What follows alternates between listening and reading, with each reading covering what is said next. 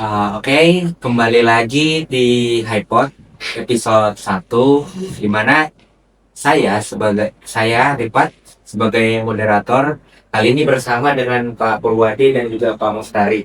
Nah, di sini tema podcast kita hari ini kawan-kawan adalah 2026 tanpa tambang. Samarinda sudah sampai atau masih di jalan? Pernah ada narasi di 2023, calon yang masih itu calon wali kota Bapak Andi Harun itu bilang bahwasanya dia menjadikan di visi misi visi misi pas dia ingin mencalonkan itu bilang bahwasanya gembor-gembor lah istilahnya 2026 Samarinda itu harus bebas tambang. Nah, jika kita lihat pada realitanya sekarang, yang saya lihat juga dalam perspektif saya, masih banyak itu kayak tambang-tambang yang memang masih istilahnya berjalan lah di Samarinda ini. Dan juga saya lihat bahwasanya ada izin usaha pakai lahan tambang yang masih berlanjut hingga melewati 2026 yaitu 2030. Nah, misalnya dari Bapak Purwadi sendiri itu bagaimana Pak?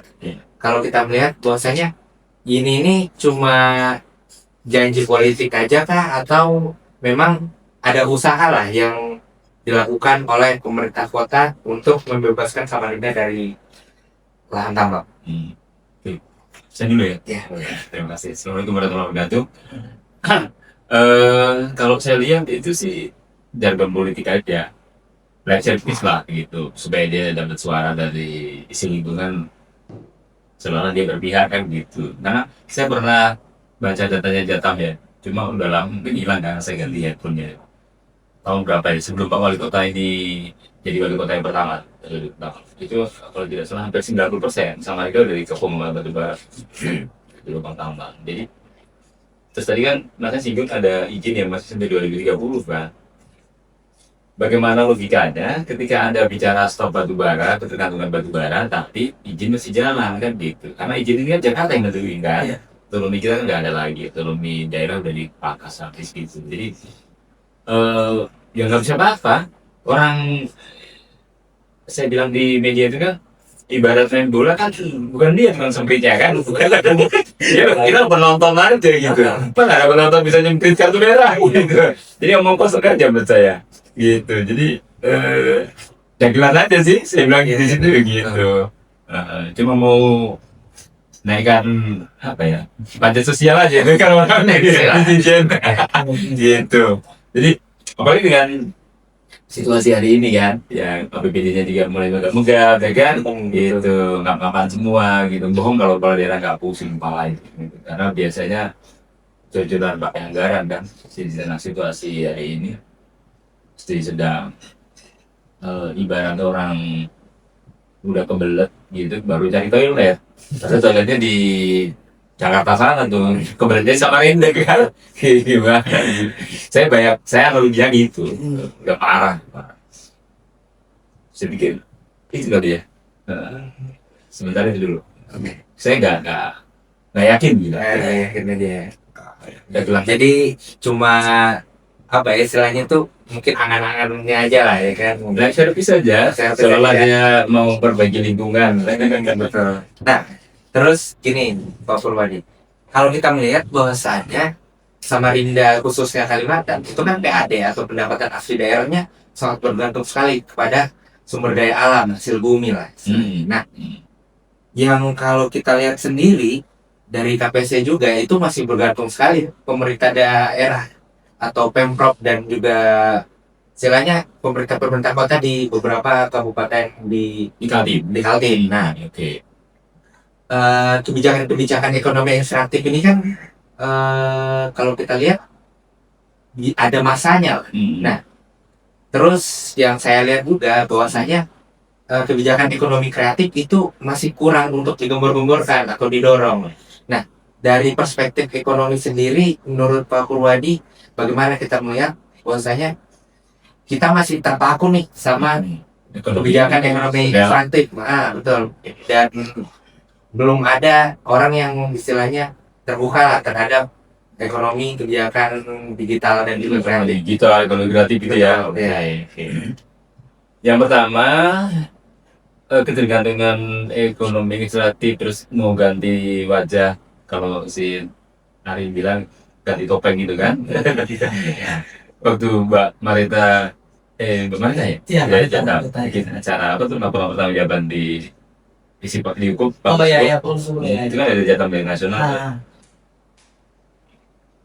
Eh, Ketergantungan kita dengan sumber daya alam, ekonomi mikro kalau saya bilang Iya. diganti dengan ekonomi biru, ekonomi hijau. Ternyata data dari teman-teman Jatam nasional ngeri-ngeri sedap tuh saya baca iya. sama laporan dari teman-teman Jatam bahwa ganti muka aja itu juga pelakunya greenwash, omong kosong gitu. Yang kedua apa? Mobil listrik yang ramah lingkungan.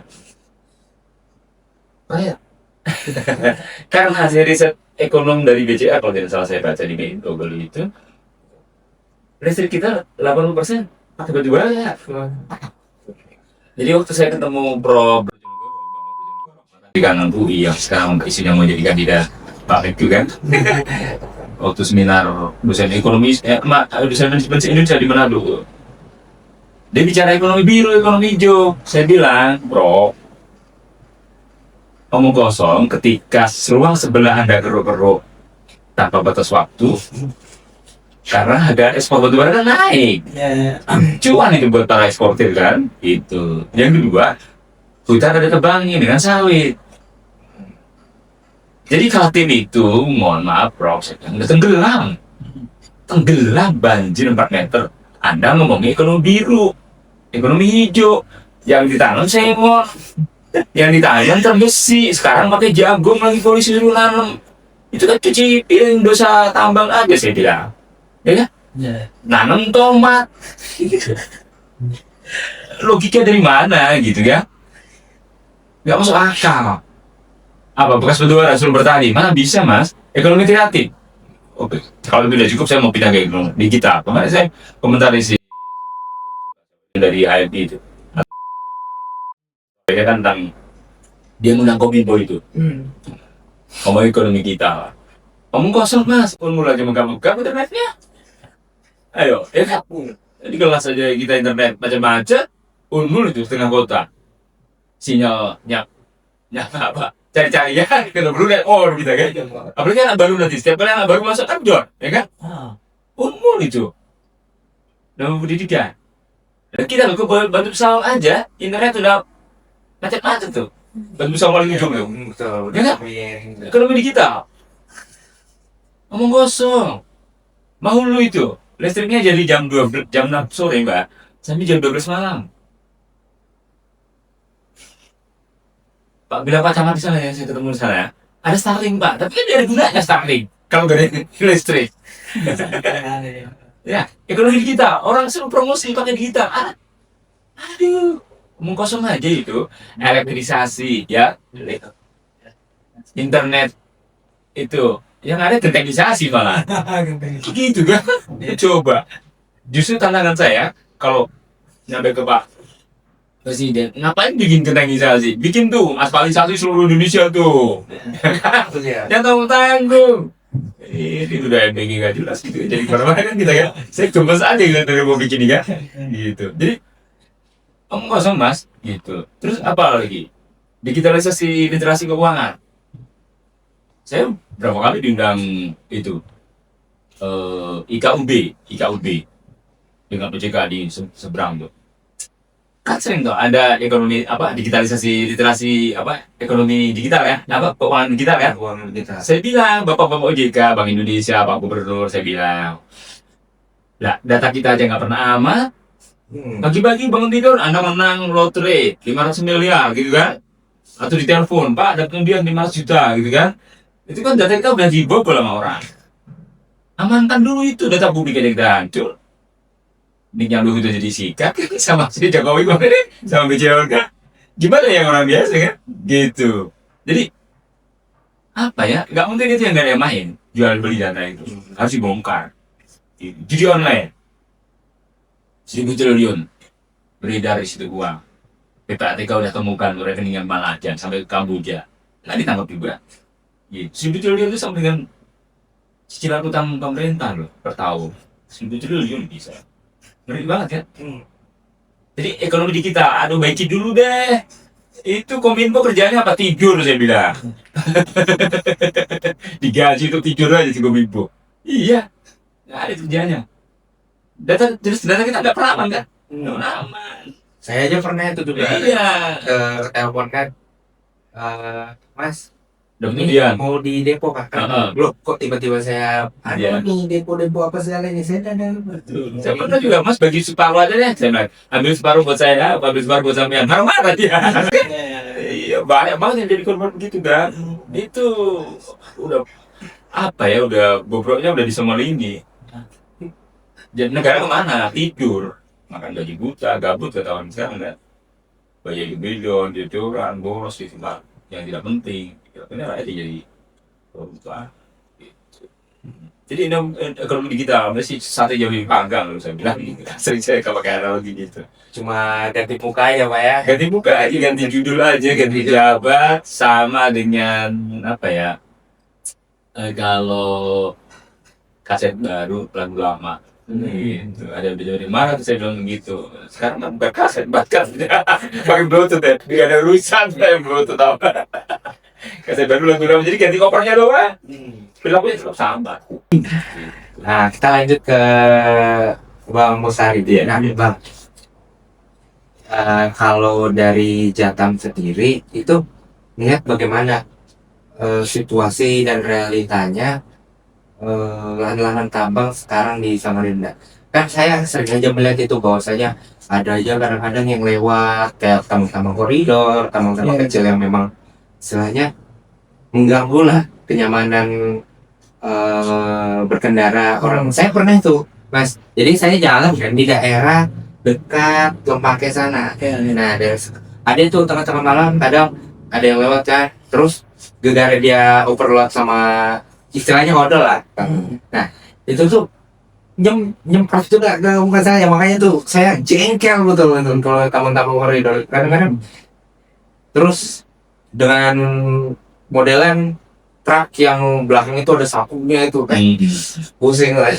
Nah, itu kalau dari realitanya gimana dampak tambang-tambang kecil yang ilegal ini dan juga tambang besar pada masyarakat khususnya masyarakat di Samarinda? Iya, kalau bicara kita nggak bicara kalau jatuh kan nggak ini ya kosakatanya nggak pakai dampak lagi gitu kan mengenai soal apa sih efeknya gitu. Karena kita bicara daya rusak kan sudah kita menggunakan kata kosakata daya rusak. Daya rusak yang diterima masyarakat ya pasti hampir di seluruh sektor kehidupan ya, sosial, ekonomi dan pemberdayaan masyarakat gitu. Nah, dan juga ekologinya pastinya gitu kan.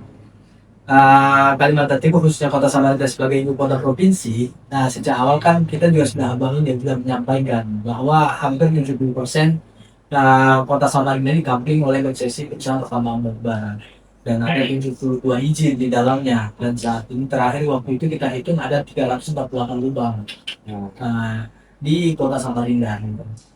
Jadi bisa kita bayangkan, dan itu belum disumbang dari aktivitas tambang batubara ilegal gitu, atau yang orang sering sebut koridor gitu kan.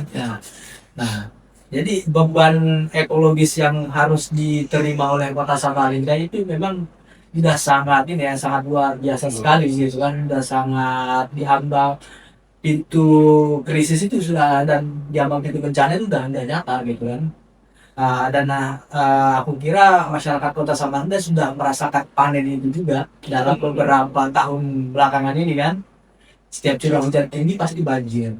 Nah, berdasarkan tata wilayah geografisnya, kalau misalnya kita lihat kan sumbangsi utamanya pasti tidak jauh-jauh dari aktivitas industri, khususnya industri pertambangan di daerah hulu sungai itu kan, yang memang rata-rata sudah dikapling oleh konsesi perusahaan-perusahaan ini. Jadi daya rusak yang diterima masyarakat pasti soal kesehatan juga tentu menjadi salah satu fenomena yang harus diterima secara langsung oleh masyarakat. Kesehatan, dan sialnya kan dinas kesehatan kita tidak pernah mau berani membuka data dan memeriksa secara langsung bagaimana situasi kesehatan masyarakat yang berada di lingkungan tambang khususnya di wilayah kota Samarinda. Harusnya kan itu yang diperiksa terlebih dahulu, karena kesehatan itu bagian dari hak yang harusnya dilindungi oleh negara dalam undang-undang kita kan. Tapi pertanyaannya, apakah negara sampai melihat itu dan adakah kepedulian negara terhadap masalah itu? Aku kira kalau misalkan kita lihat dari situasi yang ada saat ini atau bahkan sejak awal industri ini masuk, ya nggak ada gitu kan. Justru bahkan anak mati di lubang tambang yang paling banyak pun ada di kota Samarinda gitu kan. Yang terakhir itu ada di wilayah Samarinda, daerah Pelita, dan dia masuk di dalam kawasan konsesinya Insani Garuda Perkasa. Dan saat ini Jangan juga sudah melaporkan itu dan kita sedang menunggu apa hasil proses penyelidikan yang dilakukan oleh aparat penegak hukum. Karena sanksi pidananya jelas kan, harusnya. Nah, dan makanya tadi kalau Pak Purwadi bilang cuma sekedar jargon dan janji politik aja, ya benar. Itu perusahaan besar PKB 2B gitu loh. Ya pertanyaannya berani nggak gitu kan wali kota untuk untuk nyeprot itu gitu. Aku kira ciut tuh nyalinya gitu kan, kita tantang ya lewat podcast ini, berani nggak gitu kan. Iya, dan itu tanggung jawabnya pemerintah daerah untuk menjaga bagaimana ruang hidup masyarakatnya gitu. Karena dia dipilih oleh masyarakat kan, masyarakat Kota Samarinda, dan dia punya beban moral itu dan tanggung jawab itu gitu. Harusnya kita berharap ada kepedulian itu.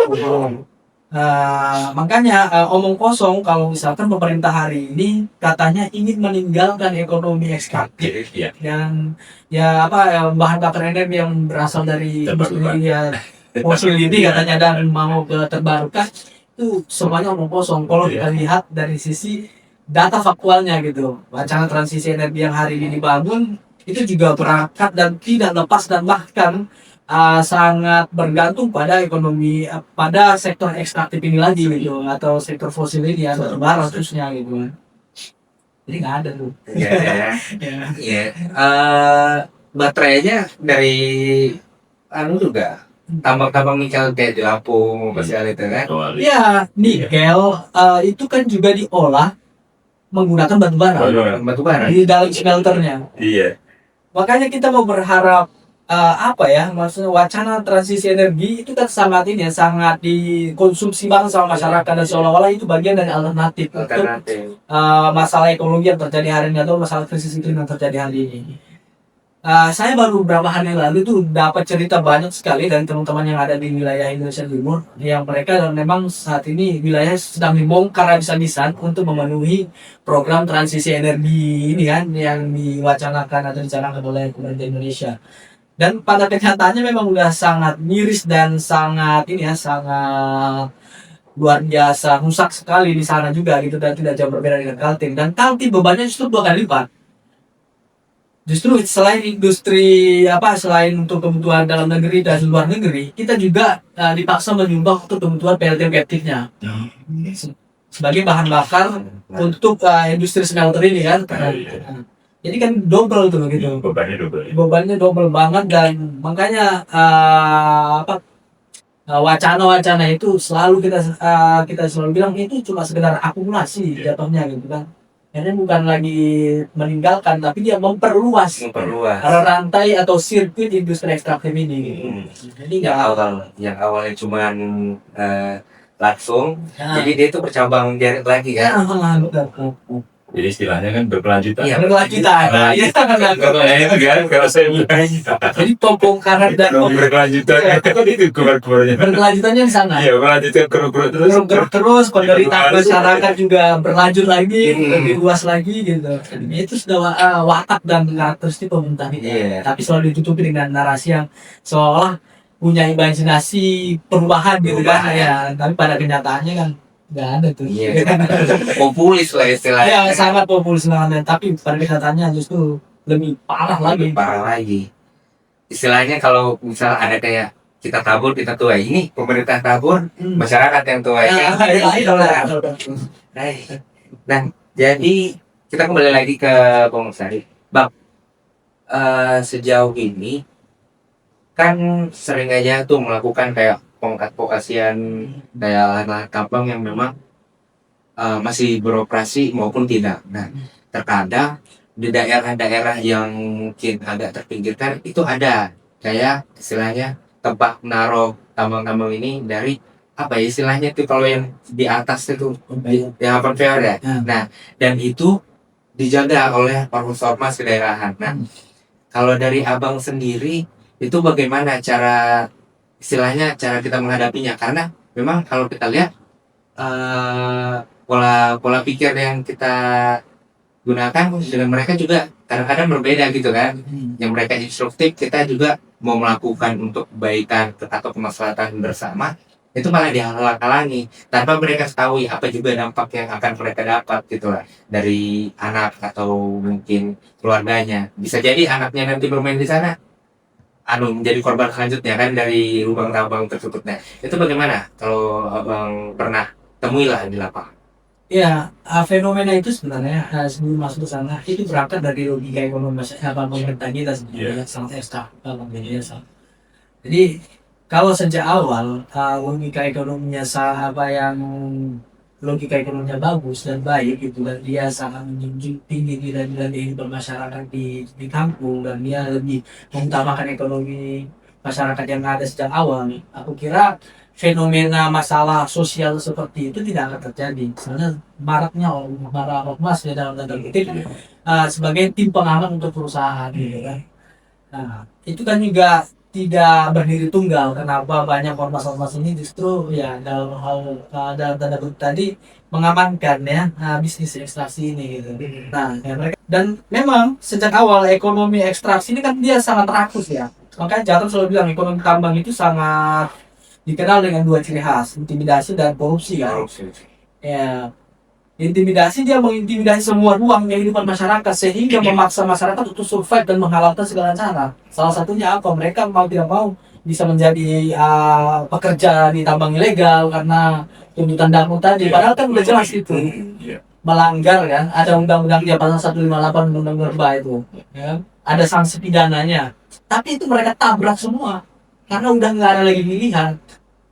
Mereka bisa jadi super trucknya, mereka bisa jadi pengaman jetinya, pengaman jalan, bawa drivernya gitu kan. Itu mereka tahu semua, dan aku kira ketika ditanya apakah mereka tahu ini melanggar, pasti tahu. Tapi bagaimana mas, karena istri belum makan gitu kan. Nah, dan siapa yang membuat sistem dan perspektif masyarakat seperti itu? Ya pemerintah gitu kan. Seandainya ekonomi yang yang berkelanjutan itu dijaga seperti pertanian, perikanan yang harusnya lebih diutamakan, aku kira tidak akan ada fenomena masalah sosial yang terjadi saat ini. Itu sih sebenarnya. Nah, kita kembali ke Pak Purwadi. Pak, kalau kita lihat ini kan ada penggadang-gadangan kayak mau beralih lah, kayak yang tadi saya bilang dari ekonomi ekstraktif ke ekonomi digital, masih ekonomi istilahnya. Transformasi. Nah, kalau dari perspektif Bapak melihat ini bakalan terjadi nggak pergeseran elit? Mas dari Jatam tadi Mas ya? Mas Ari bilang ada kerugian ekonomi kan. Kalau di orang ekonomi bilang ada kerusakan ekonomi, ada kerugian ekonomi yang sekarang lagi kalau kata Pak Menteri underpricing, ya kan? Nah, itu kan penggelapan terhadap ini. Jadi bohong. Kenapa muncul tambang ilegal? Saya pernah diwawancara sama si A dulu dari media Kapim kan, dia. Itu kan hukum ekonomi mas. Ketika harga batubara sedang ubah-ubah di luar negeri, ekspor berarti kan cuan di para kapitalis itu kan, perusahaan A misalnya ada ruang yang dia misalnya ruangnya 1000 hektar. Nah, ini kan. Nah, karena dia udah habis konsensinya, dia sentil tuh ada, coba kalian buka di luar yang ilegal ya gitu. Nah, nggak mungkin yang tambang ilegal kalau kita sering bilang KPC kan, karungan prima quality kan, gitu. Dia bisa jual langsung ke luar negeri ya. Nah, untuk bisa ekspor kan ada bendera, PTX apa besar apa gitu kan. Jadi kongkang-kongkangnya di situ. Jadi ini harusnya saya pernah diskusi dengan Pak Castro juga daerah-daerah kayak sumber daya alam harusnya masuk diterapkan di situ. Dan kayak kita hampir semua Sumatera gitu kan, Sumatera, Papua, Kalimantan, daerah-daerah timur lah yang kayak sumber daya alam, pasti arahnya ke sana. Jadi dari ilegal gitu kan, misalkan saya pernah FGD dari temen-temen Jatam tahun berapa saya udah gak lupa, FGD-nya di Selika, waktu masih Selika. Ada yang presentasi tambang ilegal itu kan modalnya 120 juta, keruk-keruk dia jual satu wilayah 850 juta sampai 1 M. Kalah tuh narkoba. Ya kan gitu kan. Iya, bisnis apa yang menggiurkan begitu? Ya. Dan ini udah kebablasan menurut saya. Unmul loh ini. Namun ilegal. Ya. Rumahnya teman saya dosen ekonomi mas. Bapaknya kan di Teluk Dalam tuh. Rumahnya mas Gitu. 24 jam di tambang ilegal sampai piring-piring dia bikin video demo tetap aja nggak diproses tuh. Terus rumahnya ada profesor dari tempat saya di sambutan belakang rumah dia tiap malam tuh bulldozer lewat tambang ilegal lempake. Nggak mungkin nggak ada penadah ya. Nah penadahnya itu harus kejar perusahaan X-nya itu kan, yang perusahaan A, B, C itu, dia pasti nggak mungkin tidak ada penadah. Siapa yang beli kan mas? Kalau dia satu karung 100.000, terus dia jual 400.000 keluar negeri, gila kan? Jadi negara ini udah diajar dari sisi lingkungan, sosial, ekonomi, kesehatan, diajar lagi dari sisi pembelakan pajak. Korupsinya. Iya, sudah gitu nambah utang terus kan. Jadi kan logikanya benar-benar tidak masuk di akal secara ekonomi gitu loh. Jadi apa ya? Udah stadium 7 kalau ibarat penyakit jantung gitu. Kalau padahal nggak ada stadium 7 ya, nggak ada. Jadi dokter itu mau baikinya udah pusing, mau diamputasi sebelah mati, potong sebelah mati ya, biarin aja kan. Walaupun hari ini masih baru bertahan katanya, padahal udah mau pingsan gitu. Mungkin baru sadar kalau dia udah meninggal ekonominya itu. Nah ini harus diberesin, berani nggak itu?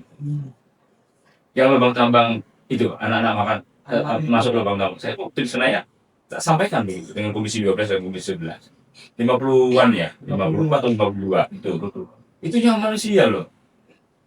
Gubernur yang lalu ngomong kan, siapa sih kan tinggal di situ, yang tanahnya kena longsor, kena tambang itu kan. Benar. Siapa suruh anda main di situ? Iya. Udah takdirnya mati di situ kan. Pejabat publik loh. Terus soal banjir yang tadi itu 4 meter, 2 meter, ya kan? Kalau kita lempar-lempar nasi. Ada pejabat yang pernah ngomong gitu kan, Ika banyak kan tinggal di Samarinda kan gitu kan. Kalau enggak curah hujan terlalu tinggi ya, panggil aja siapa tuh yang pindahkan awan di Arah ya. arah ya kan, si Sirkuit Mandalika itu remote awan awan dipindahin itu, panggil aja segini suruh pindah ke IKN nggak awannya kan. Wow kan. Wah, jangan lah mau kasihan lah IKN aja ya. Gitu ya kan, dagel lah di negara Iya. gitu. Jadi sebelum kita bicara itu transformasi ekonomi itu kan udah dari 15 tahun lalu mas dikembangkan. 15 tahun lalu itu bukan umur yang pendek, dari berapa kali periode tuh. Kalau gubernur sama Pak Rut 10 tahun, KAI 5 tahun ya kan, ganti Pak PJ 2 tahun, Rudi Seno 1 tahun setengah. Transformasi ekonomi apa gitu? Mau pariwisata, gubernur 16 jam, 16 jalan lubang-lubang. Kalau Orang hamil bisa lahir berkali-kali di situ, saya bilang gitu kan. Iya. Dulu lagi masuk jurang. Ya kan? iya Naik ya. pesawat mahal. Apa? 1,6 Pak. Iya, lu ke Batam. Lebih baik kita ke Malaysia kan? Atau ke Brunei kan mas? Singapura, Vietnam, Thailand. Apa? Transformasi pariwisata? Harus ada keperbiaan anggaran sih. Jadi, kalau mau bicara transformasi tanpa keperbiaan anggaran negara serius mengurus itu nggak bisa. Pertanian kemarin daging korban aja kita masih 37% nanti sisanya dari luar daerah. Udah gitu gak laku lagi kita ternak karena mahal. Iya bisa mau beli daging korban orang buat makan sehari-hari aja belum masih berat. Daya beli kan sedang turun. Apa? Padi, beras. Cuma bukan ini yang padi. Ayo, 40% dari kebutuhan padi. Di TPD kemarin kan saya bilang gitu, telur dari mana tuh? Dua daerah semangat sayur. Target swasembada pangan tahun 2026 ini udah mau selesai loh, Pak Rumi. Terlalu tinggi. Akhirnya tadi untuk mencuci dosa batubara, dosa-dosa orang tambang, ya Pak Polisi suruh nanam jagung, Suruh nanam Tomat. tomat gitu kan, potong pita di situ, nanam terumbu besi, nanam yang ditebang kok ulin, ada kasih tomat, ada kasih jagung, ada kasih terumbu besi, ada kasih apa tuh yang sengon yang segini gedenya itu. TPI, tebang pilih itu, tebang tanpa pilih-pilih saya bilang. Tanggung jawab Fakultas Kehutanan tuh. Umur aja banjir. Jangan. Kehutanan tuh, suruh mikir bagaimana caranya. Aduh, saya pernah kasih tantangan dengan Pak Rudi, Pak calon rektor itu. Dia kan riset kayu kan. Ayo. Ahli kayu kan, lab kayu kan. Tantangan saya belum menjadi dekar waktu itu, masih apa? Saya bilang, Mas Rudi bisa nggak bikin Fakultas Kehutanan itu? Labnya kan tercanggih loh. Se-Asia tuh semangat, di UGM aja kalah loh. Ya kan? Ayo, bikin cloning ulin, saya bilang. Ayo. Ya kan, Mas? Iya, cloning ulin. Cloning manusia aja cuma di film ada kan, tapi cloning ulin bisa nggak? Ulin kalau 100 tahun, bisa nggak Anda Fakultas Kehutanan? Ayo, umur beberapa puluh tahun nih. Labnya tercanggih dari Jerman lah. Cloning ulin, tanam tuh ulin yang umurnya 25 tahun. Ya kan? Nggak apa-apa. Si pindahin tuh sapi. Tanam tuh kumul supaya kita nggak tenggelam. Ekonomi tuh, udah kalau hujan deras, motor udah separuh tuh udah. Bikin paranoid kan jadinya kan. Betul. Awan gelap, mendung hitam, darber drop, banjir 1 jam, hujan 1 jam. Otak kita udah banjir kan gitu. Udah tenggelam semua. Pernah bingung sama badan bencana? Saya pernah tanya teman-teman media, coba cari data dari badan bencana, berapa kerugian banjir tiap tahun yang dialami oleh Mahulu, Hubar, Kukar, Samarinda, Kaltim. Nggak ada. Kerjanya apa? Itu kan harus dihitung ulang ya Mas ya. Sesak napas penyakit, asma, debu, asap. Negara kemana itu? Cari pemimpin yang kayak gitu Mas, susah banget kan, kayak kita cari jarum di dalam jerami gitu. Atau kita aja nyalon gubernur ya. Asik naikkan pajak karbon aja. Anu apa? Kaca karbon 16T. 16 ya. Kemana tuh duit? Tanya tuh si gubernur yang lalu, kemana tuh duit? Bayangin, duit karbon 16T, duit apa tuh? Bagi sawit berapa miliar, ratus miliar. Tiap daerah punya daerah. Dapat kan DBA sawit itu, DBA migas lagi, CSR lagi. Mandi uang ini kreatif, keceh duit kata orang Jawa tuh. Cuma kok jalan berlubang, kampus umur bocor-bocor, ya kan? Sekolah gaji guru honor aja, gajinya horor gitu kan kata orang. Guys, man. Jalan jelek kemana-mana, infrastruktur parah, kesehatan, dokter susah. Dokter gaji 30 juta aja gak ada yang mau jadi dokter di Kaltim. Kata Pak itu, bayangin bertugas menangani nyawa manusia. Jadi barang langka kan dokter kesehatan loh. Gitu. Apalagi semua masih belum dari luar kan, dari luar daerah. Terus jadi transformasi ekonomi, pariwisata, pertanian, ya kan? Awang Faruk sudah punya fondasi waktu itu pertanian dalam arti luas. Ada food estate yang di mana tuh? Di Bero ya? Berau. Nah, yang dicek sama Dalanis kan ternyata lahannya gak jelas. Iya. Yang Dewi Sri mau masuk situ, itu masih ingat? Kalau nggak salah dekat ring road bandara. Iya, gitu. pokoknya Di belakang. Dalanis kan ngecek ke sana waktu jadi BUMN. Dicek ternyata lahannya malah nggak jelas. Gimana ceritanya itu? Apalagi mau perkebunan dalam arti apa? Ya sawit saya nggak setuju sudah kapitalis itu. Plasma 20%. Nggak usah ngasih. Gitu. Terus sudah harusnya main di situ BUMN terus tapi kan di situ sangat menyamun semua di situ. Ya kan? Jadi ATM. Jadi tadi stadium 7 itu Mas. Kita mau amputasi dari mana? Mungkin kelihatan generasi baru nih. Jadi apa ya, transformasi ekonomi ya kalau kebijakannya tidak benar, aturan-aturannya dikebiri ya, Dan pejabat publik hanya memikirkan kelompok dan golongannya, rakyat itu bagian cuci piringnya aja. Ya. Cuci piring banjir, tanah longsor, hutan gundul, udara kotor, air bersih susah, jalan jelek, penyakit macam-macam, orang berobat susah, mahal, gitu. Jadi apa? Akhirnya negara harus menjadikan tempat bersandar, nggak bisa lagi. Iya, tempat curhat malah kalau dia mau jadi tempat bersandar malah menghindar. Gitu. Jadi dia negara perlu hanya, sering saya bilang negara ini jujur ketika mau narik pajak aja. Jujur bilang dia narik pajak, naikkan harga tuh jujur tuh dia. Tengah malam dia ngomong-ngomongkan gitu kan, naik BBM, naik harga ini, naik harga itu. Ini bentar kemarin saya diwawancara di Mary. Sebentar minyak goreng mau naik mas, minyak kita. HET-nya mau dinaikkan. Saya bilang lah, kita lo produsen sawit terbesar di dunia. Iya. Kan sawit tidak impor bahan bakunya minyak kita itu. Kok bisa bang? Bahan baku dalam negeri depan mata naik harganya. Baru-baru dikasih gratis kan? Gitu kan? Ya, 3 SPF ya cukup kita. Iya. Jadi banyak waktu Pak ya.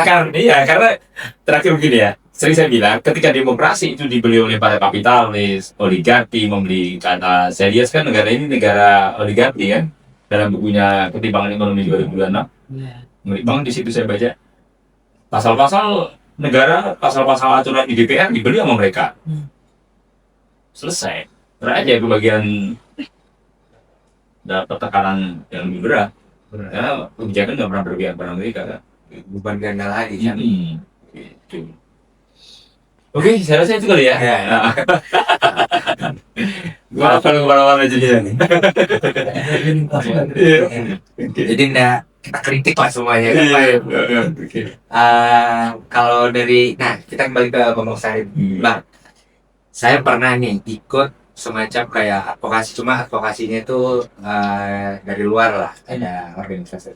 Nah, pada saat itu kami temukan bahwasannya petani-petani di, kalau nggak salah di Jombang Ya. atau di mana daerah Muka Tenggara sana, itu dia ada sengketa antara petani dan juga yang ingin istilahnya mau ngambil air. Nah, usut punya usut yang saya temukan itu mau dibuka sebagai lahan tambang juga. Nah, ini kalau kita lihat kan sangat berbanding jauh nih antara petani yang masyarakat yang mungkin termarginalkan dengan perusahaan yang lebih besar. Dan pada saat itu juga saya punya usut juga, saya ketahui bahwasanya tanah itu memang dihibahkan kepada petani-petani di situ. Namun tidak ada suratnya. Nah, tidak ada istilahnya poktan lah yang bisa untuk menjaga mereka lah. Nah, itu kalau dari Jatam itu gimana itu soal pengadvokasiannya Bang? Karena ini kan betul-betul istilahnya rakyat kecil lah, melawan dengan perusahaan besar. Sedangkan kalau kita bisa lihat juga kan ada narasi bahwasanya lahan pertanian saja di Samarinda khususnya Kalimantan Timur itu cuma 6.000 hektar. Sudah 6.000 hektar saja sedikit saja mau diambil alih lagi. Itu kan rakus namanya ya. Nah, itu bagaimana itu Bang Ustaz? Iya. Pertama masalah konflik lahan antara masyarakat dengan pihak perusahaan itu memang udah bukan cerita baru lagi kan. Nah itu udah cerita lama sejak lahirnya industri ekstraksi ketika ada tambak pastinya. Nah kalau posisi HPH pun sama gitu kan, kawasan adat yang masyarakat hutan adat dan yang dianggap sebagai supermarket buat kehidupan mereka itu kan juga dibatasi atau dikapi oleh posisi. Balik lagi logika awal tadi ya, penetapan kawasan untuk sektor industri ini kan juga ditetapkan di Jakarta, di meja-meja ruangan itu kan, bukan berangkat dari kesepakatan bersama antara pemerintah dengan masyarakat.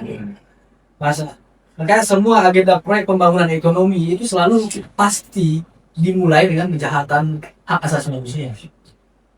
tidak ada pelibatan secara langsung dan bertanya secara langsung kepada masyarakat yang tinggal di tempat yang akan dibangun agenda yang akan dibangun ekonomi gitu, ekonomi menurut versi pemerintah yang ada ekstraktif tadi. Nggak pernah tuh masyarakat diajak berdialog dan berdiskusi, dan veto masyarakat itu sama sekali tidak diberikan peluangnya untuk memutuskan.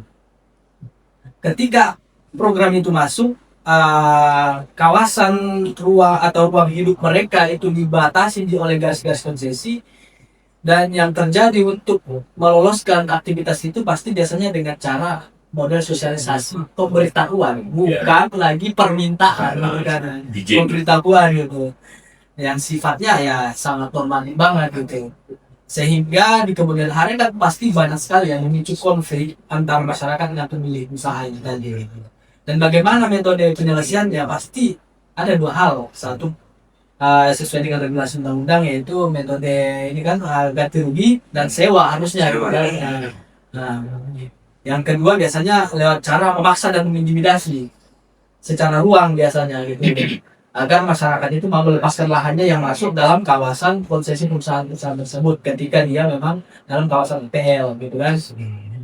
Nah, memang banyak banget itu cerita yang kami temukan pada saat kami belajar di kampung dengan warga. Mereka bilang lahan produktif milik mereka yang udah mungkin turun-temurun dikelola, digunakan sebagai tempat tumpuan ekonomi bagi kehidupan keluarga mereka, itu sengaja dirusak atau ditenggelamkan oleh limbah-limbah perusahaan itu agar si pemilik lahan itu melepaskan tanah dari perusahaan.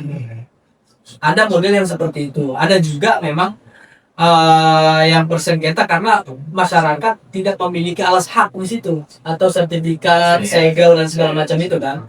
Nah, namanya kita orang kampung itu kan dari dulu memang tidak terlalu penting yang namanya soal surat menyurat atau masalah administrasi tentang kepemilikan lahan itu. Biasanya kan orang-orang atau masyarakat ada di kampung itu selalu memberikan penanda atau batasan soal kepemilikan lahan mereka tuh lewat sungai, lewat pohon, lewat apapun yang berasal dari alam biasanya. Tidak pakai gas-gas yang dilakukan oleh pemerintah atau patok-patok yang dilakukan oleh pemerintah, kan enggak beda. Nah, tapi mau tidak mau kan negara kita yang negara hukum positif ini kan mau tidak mau kan memaksa masyarakat itu harus ikut mengurus luas lahan mereka itu dan mendaftarkan itu ke ini kan ke BPN gitu, agar kepemilikannya sah secara administrasi negara gitu. Dan masalahnya masyarakat itu kadang nggak ada yang kadang lupa dan ini ya nggak mulai ke soal sana gitu ya. Karena menurut mereka kan sejak awal semua ini adalah lahan atau ruang hidup nenek moyang kita yang bebas kita akses, bebas kita manfaatkan secara langsung gitu. Nah, tiba-tiba datanglah negara dengan agenda pembangunan ekonominya kan, yang memutus mata rantai hubungan itu antara masyarakat dengan hutan dan alamnya itu tadi gitu kan. Nah, dan negara memaksa logika masyarakat bahwa hutan itu adalah komoditi jadinya gitu kan. Nah, dan itu yang menggeser sehingga memicu banyak sekali konflik yang terjadi antara masyarakat dengan pemilik usaha. Seharusnya yang menjadi biang kerok dari seluruh masalah ini kan pemerintah, karena mereka lah yang memberikan izin-izin terhadap perusahaan-perusahaan itu sehingga memutus hubungan kepemilikan antara masyarakat dengan hutan atau lahan itu tadi yang dianggap sebagai tempat yang sangat vital bagi kehidupan mereka, vital secara sosial, begitu vital secara kebudayaan. Karena hutan tidak hanya sebatas tegakan pohon, tapi dia ada nilai esensial di sana gitu antara masyarakat dengan hutannya itu tadi gitu. Dan itu yang diputus atas nama pembangunan ekonomi dan pertumbuhan ekonomi negara gitu kan. Dan itu dihalalkan dengan semua dengan segala cara. Pertanyaan kita, apakah masyarakat yang ada di lingkar tambang itu sejahtera? Tidak. Jangan bisa pastikan tidak ada satu kampung pun yang sejahtera ketika kampung itu berdampingan langsung dengan ekonomi pertambangan. Nah, pertanyaan selanjutnya, siapa yang menerima manfaat secara langsung dari banyak industri ekstraktif di provinsi Kalimantan Timur, dari khususnya sektor pertambangan batubara? Dia para pengusaha atau para pemilik modal itu tadi. Apakah masyarakat menerima itu secara langsung? Enggak, justru daya rusak lah yang mereka nikmati dan diterima secara langsung. Bahkan masyarakat pun dipaksa secara langsung untuk memulihkan lahan yang sudah dirusak gitu kan. Yang harusnya itu tanggung jawab perusahaan, yang harusnya ditekan oleh negara, karena negara lah yang memberikan izin kepada perusahaan agar dia bisa membongkar di sana. Nah, masalahnya balik lagi gitu kan, bagaimana sikap dan tanggung jawab negara yang memang benar-benar ya menurut saya ya kurang ajar gitu kan. dia cuma tahunya ngasih izin tapi tidak bisa menekan untuk si perusahaan untuk bertanggung jawab atas warisan yang rusak yang terjadi, khususnya provinsi Kalimantan Timur yang bisa kita anggap sedang di dalam sudah di pintu bencana ekologis yang akan menyejarah nantinya gitu loh. Mungkin itu. Acara.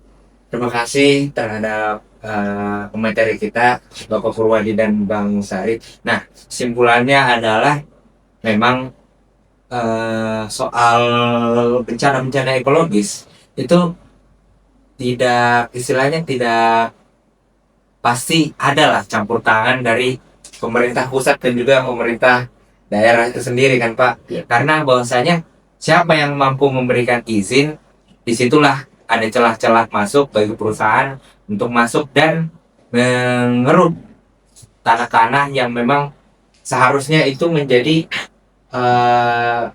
istilahnya esensi lah bagi kita manusia.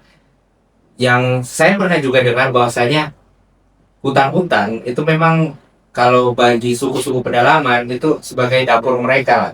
Kalau kita kan istilahnya kayak minimarket, market apa segala, mereka itu hutan. Bagaimana mereka mencari makan dan mencari apapun segalanya untuk kebutuhan mereka itu ya di hutan juga kawan-kawan. Nah, namun pemerintah itu datang dengan populisnya, mereka bilang bahwasanya ini demi kesejahteraan bersama, bersikap altruisme lah. Namun ya ada udang di balik batu kawan-kawan. Sejatinya pemerintah itu ya mau untungnya saja, kapitalis. Mungkin itu saja dari podcast kali ini kawan-kawan. Podcast episode 1 Kipot dengan tema 2026 tanpa tambang. Samarinda sudah sampai atau masih di jalan. Terima kasih untuk Bapak dan Abang sekalian. Saya Rifat Cendra Pratama undur diri sebagai moderator dan terima kasih. Assalamualaikum warahmatullahi wabarakatuh.